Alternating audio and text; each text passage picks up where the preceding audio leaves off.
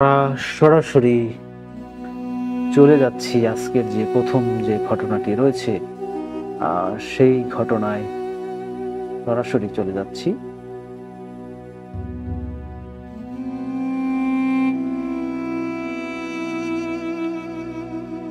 আজকের যে প্রথম ঘটনাটি আমার কাছে রয়েছে, ঘটনাটি নাম হচ্ছে জিন কন্যা এবং ঘটনাটি পাঠিয়েছে এমডি বেলাল হুসাইন। তিনি যেভাবে লিখেছেন সেভাবেই পড়ে শোনানোর চেষ্টা করছি। কে কে ওখানে? আমি আমি আমি কে? বেশ কিছুক্ষণ চুপচাপ, কোনো উত্তর নেই। তারপর একটা দীর্ঘ শ্বাস ফেলার শব্দ। আমি আবারও জিজ্ঞেস করলাম, আমি কে? কথা বলছেন না কেন? আমি আমি কে? আমি আবারও ভয়ে ভয়ে প্রশ্ন করলাম, আমি কেউ না, তবে আমার ঘরে কি করছেন? কিভাবে এসেছেন? দরজা খুলল কে? একসাথে এতগুলো প্রশ্ন করে আমি প্রায় হাঁপিয়ে উঠলাম। এমনিতেই আমার হার্টের অবস্থা ভালো নয়। এখন তো মনে হচ্ছে ভয়ে হার্ট ফেল করব। ঘুমিয়েছিলাম, হঠাৎ খুট খুট শব্দে ঘুম ভেঙে গেল। প্রথমে ভেবেছিলাম ইঁদুর টিদুর হবে। কাজের মেয়েটার উপরে মেজাজ খারাপ হলো। কতদিন বলেছি রাতে শোয়ার আগে তেলাপোকা ইঁদুর এর ঔষধ ছিটিয়ে ঘুমাতে। না, তার কোনো খবরই নেই। মনে হয় এনে দেওয়া ওষুধ গুলোর কথা মেয়েটা ভুলেই গেছে। কাল নিজেই ছিটিয়ে দিতে হবে। রাতে এমনিতে আমার ঘুম হয় না, তাও আজ লেট নাইটে ঘুমিয়েছি। ভোরে অফিস ধরতে হবে। একবার ঘুম ভাঙলে আর ঘুম আসে না। আমার স্ত্রী তিথি ছেলে মেয়েকে নিয়ে দুদিনের জন্য বাবার বাড়ি গিয়েছে। পুরো বাসায় আমি একা। অফিস থেকে ফিরে সামান্য লেখালেখির চেষ্টা করা আর টিভি দেখা ছাড়া করার কিছু নেই। আজ স্পিলবার্গের একটা ছবি দেখে শুতে এমনিতে দেরি করে ফেলেছি। মনে হয় আধা ঘন্টাও ঘুমাতে পারিনি। এর মধ্যে খুটখুট শব্দ করে যন্ত্রণা শুরু করেছে। একবার মনে হলো ইঁদুর রান্নাঘরে শব্দ করছে। ঘুমের মধ্যেই হুস হুস শব্দ করে ইঁদুর তাড়াতে চেষ্টা করলাম। হুস হুস হুস করে আমি ঘুমিয়ে যাচ্ছি, আবারও শুরু হচ্ছে খুটখুট শব্দ করা। খেয়াল করে দেখলাম আমি হুস হুস করলে কিছু সময়ের জন্য থেমে যাচ্ছে খুটখুট শব্দ। চোখ লেগে আসতেই আবার সেই খুটখুট শব্দ। কখন যে হুস হুস করতে করতে ঘুমিয়ে পড়েছিলাম খেয়াল নেই। হঠাৎ অনুভব করলাম কে যেন আমার বাঁ পায়ের বুড়ো আঙুল ধরে আলতো করে টানছে। চোখ থেকে ঘুম পুরোপুরি সরে গেছে। আমি চোখ হালকা করে তাকালাম। পুরো ঘর অন্ধকার। বাতি জ্বালিয়ে ঘুমাতে ভুলে গেছি। এখন দেখছি বাতি নিভানো। যত দূর মনে আছে টিভি বন্ধ করে শঙ্করের একটা বই পড়ছিলাম। ঘরের বাতি জ্বলছিল। তাহলে বাতিটা নেভালো কে? পায়ের আঙুলে আমার কেউ স্পর্শ করলো। আমি ভয় পেতে শুরু করছি, কেননা চোখ খুলে কাউকে দেখতে পাচ্ছি না। ইঁদুরের চিন্তাটা বাদ দিয়ে দিলাম। আমি মশারি টানিয়ে শুয়েছি। শোয়ার আগে বেশ ভালো মতো মশারি গুজে তারপর শুয়েছি। ভেতরে ইঁদুর থাকলে আগেই দেখতে পেতাম। হঠাৎ ভূতের কথা মনে হলো। ভূত নয় তো, ভূতের কথা মনে হতে ভয় বেড়ে গেল। ভয়ে গলা শুকিয়ে আসছে, নড়তে পারছি না। মনে হলো নড়াচড়া করলে কেউ আমাকে মেরে ফেলবে। আবার ভয় পাচ্ছি দেখে নিজের উপরই রাগ লাগছে। কেউ শুনলে হাসবে। ছেলেটার কথা মনে হলো। ভাবলাম ও মনে মনে আমার চাইতে বেশি সাহসী। বাপাটা আমি একটু নাড়ালাম, এমন ভাবে নাড়ালাম যেন ঘুমের মধ্যে নাড়াচ্ছি। সঙ্গে সঙ্গে স্পর্শটা বন্ধ হয়ে গেল। মনে হলো কেউ পায়ের উপর থেকে হাতটা সরিয়ে নিল। এবার ভাবলাম ইঁদুর হবার প্রশ্নই আসে না। আমি ভয়ে চোখ বন্ধ করে পড়ে আছি। ডাইনিং রুম থেকে ভেসে আসা ঘড়ির টিকটিক শব্দ শুনতে পাচ্ছি। এছাড়া অন্য কোনো শব্দ নেই। চারদিকে শুনশান নীরবতা। একটু আগে খুটখুট শব্দটা এখন আর হচ্ছে না। হঠাৎ মনে হলো কেউ আমার শরীরে থাকা চাদরটা ধরে টানছে। আমি মনে মনে দোয়া দরুদ পড়তে লাগলাম। নিজের ঘরে এমন ভয়াবহ পরিস্থিতির সম্মুখীন হব কল্পনাও ছিল না। ভয়ে হাত পা একেবারে জমে যাচ্ছে। শরীর থেকে চাদরটা একটু একটু করে নিচের দিকে নেমে যাচ্ছে। কে করছে কাজটা বোঝা যাচ্ছে না। সে খুব ধীরে সুস্থেই কাজটা করছে। কি করব বুঝতে পারছি না। বিপদের সময় মাথা ঠান্ডা রাখার হচ্ছে আসল ব্যাপার। শুধুমাত্র বিপদের সময় মাথা ঠান্ডা রাখার কারণে 70% লোক মৃত্যুর হাত থেকে বেঁচে যায়। পরিসংখ্যানটা কোথাও যেন পড়েছিলাম। আমি মাথা ঠান্ডা রাখতে চেষ্টা করলাম। একবার ভাবলাম জোরে চিৎকার করে উঠি, তাতে চাদর টেনে যে আমাকে ভয় দেখাতে চাচ্ছে সে উল্টো ভয় পেয়ে যাবে। তারপরে মনে হলো চোর নয়তো বেশ কিছুদিন যাবত মহল্লায় চোরের আনাগোনা বেড়ে গেছে। সেদিন নাকি জানালা দিয়ে বাড়িওয়ালির ব্যাগ থেকে মোবাইল টাকা নিয়ে গেছে চোর। কিন্তু আমার বিছানাটা তো জানালা থেকে বহু দূরে, জানালাও বন্ধ। তবে কি চোর আগেই ঘরের ভেতর ঢুকেছিল? এখন আফসোস হচ্ছে কেন শোয়ার পূর্বে চেক করে শুলাম না। অনেকক্ষণ অন্ধকারে থাকার ফলে অন্ধকারটা চোখে সরে এসেছে। পায়ের দিকে কিছু একটা নড়ে উঠল। আবছা আলোয় একটা অবয়ব দেখা যাচ্ছে। আমি চোখ কুঁচকে ভালো করে দেখতে চেষ্টা করলাম। মনে হলো কেউ একজন মেঝেতে হাঁটু গেড়ে খাটের উপর কুনি রেখে বসে আছে। ভয়ে আমার অন্তরাত্মা কেঁপে উঠল। শুয়ে থেকেও স্পষ্ট নারী অবয়বটা দেখতে পাচ্ছি। ঘাড়ের উপর উঠতে থাকা চুল পর্যন্ত দেখতে পাচ্ছি। আমার সমস্ত শরীর ঘেমে উঠছে। কখন যে পুরোপুরি চোখ খুলে তাকিয়ে আছি বলতে পারবো না। হঠাৎই অবয়বটা আমার পায়ের উপর থেকে হাতটা সরিয়ে নিয়ে আমার মুখের দিকে তাকালো। আমার মনে হলো সে মনে হয় বুঝতে পেরেছে আমি তাকিয়ে আছি। আমি চোখ বন্ধ করার সাহস পেলাম না। দুজন চোখাচোখি তাকিয়ে থাকলাম। আমি মুহূর্তকাল ভুলে গেছি, চুপ করে পড়ে আছি। হঠাৎ ঘরের ভেতর প্রচন্ড বেগে বাতাস বইতে শুরু করলো। মনে হলো সবকিছু উড়িয়ে নিয়ে যাবে। আমি দুহাত দিয়ে খাটের কিনার আঁকড়ে ধরে রাখলাম। একসময় বাতাস হঠাৎই থেমে গেল। অবয়বটা একসময় উঠে দাঁড়ালো। আমি কিছু একটা বলতে চাইলাম, কিন্তু পারলাম না। মনে হলো গলার ভেতর সব রস কেউ নিংড়ে বের করে নিয়েছে।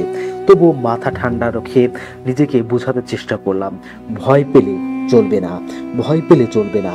বাঁচতে হলে মাথা ঠান্ডা রাখতে হবে, এছাড়া অন্য কোনো উপায় নেই। শুধুমাত্র মাথা ঠান্ডা রাখার কারণে 70% লোক বেঁচে যায়। সঙ্গে সঙ্গে একটা হিন্দি ছবির ডায়লগ মনে হলো, জো ডর গায়া ও মর গায়া।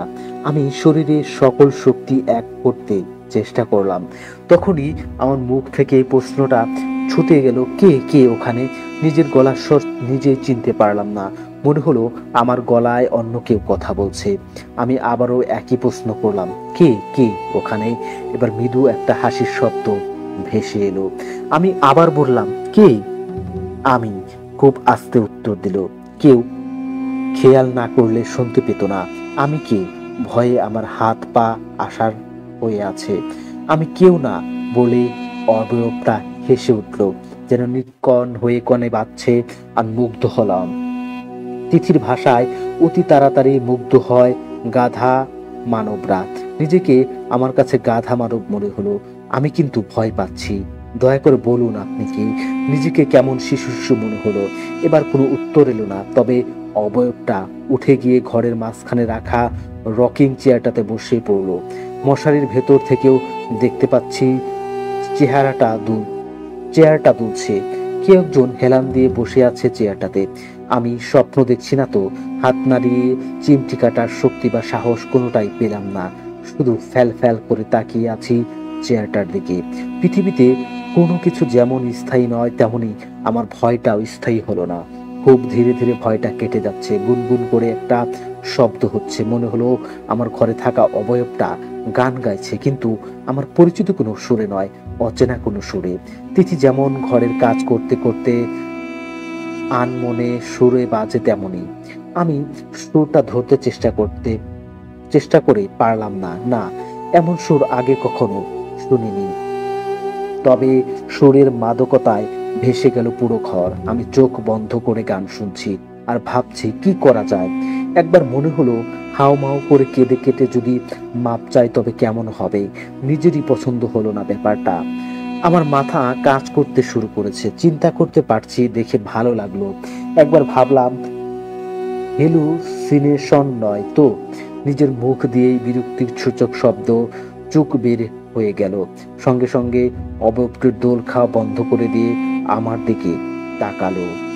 আপনি কে, দয়া করে বলবেন? মনে হলো একটা দীর্ঘশ্বাস পড়লো। এভাবে অর্জা অচা অযাচিত ভাবে কাউকে আমার ঘরে দেখে আমি ভয় পাচ্ছি এবং অস্বস্তি বোধ করছি। দয়া করে বলুন আপনি কে, কি চান? আমাকে ভয় পাবার কিছু নেই, আমি তোমার কোনো ক্ষতি করব না, আপনি ঘুমান। আবারও সেই হাসির শব্দ। কিন্তু এভাবে কেউ ঘরে বসে থাকলে তো আমার ঘুম আসবে না। চলে যেতে বলেছেন, আপনি কে, কেন এসেছেন তা যদি বলতেন। আমি কৌশলী প্রশ্নটা এড়িয়ে গেলাম। আমি আফরোজা, এসেছি তাকাফুল শহর থেকে। আমি মানুষ সম্পদের কেউ নই, আমি জিন সম্পদের মেয়ে বলে মেয়েটি হেসে উঠল। জিন শুনে আমি কেঁপে উঠলাম।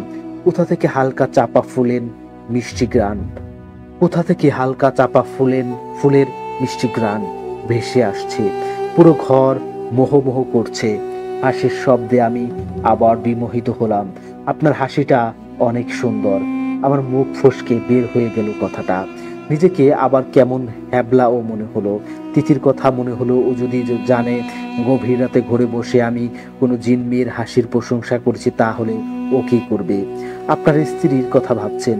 আমি মাথা নাড়ালাম। খুব ভালোবাসেন বুঝি, বলে মেয়েটি হাসতে লাগলো। রকিং চেয়ারটি আবার দুলছে। আমি কিছু বলার আগেই মেয়েটি বলল, এখন কি আপনার ভয় লাগছে? আমি না বললাম। আমি মিথ্যা বললাম। মানুষরা খুব সহজে মিথ্যা বলতে পারে, বলে মেয়েটি আবার হাসছে। মিথ্যা বলে ধরা খাবার জন্য কেমন লজ্জা লাগছে। আমার একবার মনে হলো বাতি জ্বালাবো কিনা। দয়া করে বাতি জ্বালাবেন না, আমি বাতি সহ্য করতে পারি না। আর একটু পরে আমি চলে যাব। আমি চমকে উঠলাম। এ যে দেখছি মাথার থট রিড করতে পারছে। আপনি কেন এসেছিলেন? আমি প্রশ্নটা শেষ করতে পারলাম না। এমনিতে তো আসেনি, আছে একটা কারণ আছে। কি কারণ? আমি কারণ জানার জন্য অস্থির হলাম। আমার ইচ্ছে হচ্ছে মেয়েটিকে দেখি। আমাকে দেখতে ইচ্ছে হচ্ছে, তাই না? মেয়েটি হাসতে হাসতে বলল, জি। আমি ছোট করে উত্তর দিলাম, আমাকে না দেখাই ভালো। আমরা দেখতে মানুষের মতো নই। আমরা হচ্ছি আগুনের তৈরি, আর মানুষ হচ্ছে মাটির। আমাদের কোনো নির্দিষ্ট আকৃতি নেই। আমরা যে কোনো আকার ধারণ করতে পারি, যে কোনো জায়গাতে যেতে পারি, শুধুমাত্র আসমানের নির্দিষ্ট একটা সীমা পর্যন্ত। তাহলে এটা কি আপনার আসল আকৃতি নয়? না। আপনি কি তাহলে মেয়ে নন? আমি মেয়ে জিন। আমাদের মধ্যে ছেলে মেয়ে দুটো প্রজাতি আছে। মানুষের মধ্যে আছে তিনটি। মানুষের মধ্যে তিনটি, একটি নারী এবং অন্যটি পুরুষ। আমি আরেকটি খুঁজে পেলাম না। মাথা কাজ করছে না। আমি এখন যাব। কেন এসেছিলেন তা তো বললেন না। আরেকদিন বলবো। তার মানে এখনই চলে যাবেন? হ্যাঁ, আজানের সময় হয়ে এসেছে, আমি যাই। মনটা খারাপ হয়ে গেল। এমন সময় মসজিদ থেকে ফজরের আজান ভেসে এলো। মেয়েটি হঠাৎই হাওয়ায় মিলিয়ে গেল। আমি তড়িঘড়ি করে উঠে বাতি জ্বালালাম। না, কেউ নেই। চেহারাটা দুলছে। আমার মাথাটা কেমন করে উঠল। আজান কোনো ভয়, অজানা কোনো ভয়ে শরীর ছমছম করছে। কোনো মতো বিছানায় বসে পড়লাম। পরিশেষে যখন জ্ঞান ফিরল, তখন আমি হাসপাতালে। সবাই মনে করলো আমি হঠাৎই মাথা ঘুরে পড়ে গিয়েছিলাম। আমি কাউকে কিছু বললাম না, সব নিজের ভেতর চেপে রাখলাম। বললে সবাই হয়তো হাসবে, তবে আশ্চর্যের বিষয় হলো এটা যে মেডিকেলে বোর্ড তন্ন তন্ন করে খুঁজেও আমার হাটে কোনো অসুস্থ খোঁজে পেল না। যেন রাতারাতি সব উবড়ে গেছে। চিকিৎসকরা সবাই অবাক হয়ে গেল। কেউ কেউ বলল, মিরাকল, সত্যি মিরাকল। কিন্তু আমি মনে মনে আফরোজাকে ধন্যবাদ দিলাম। সকল মিরাকলের পেছনেই কারো না কারো হাত থাকে। এখন আমার যখনই গভীর রাতে ঘুম ভাঙে, তখনই আমি নিজের অজান্তেই আফরোজা নামক জিন কন্যাকে খুঁজি।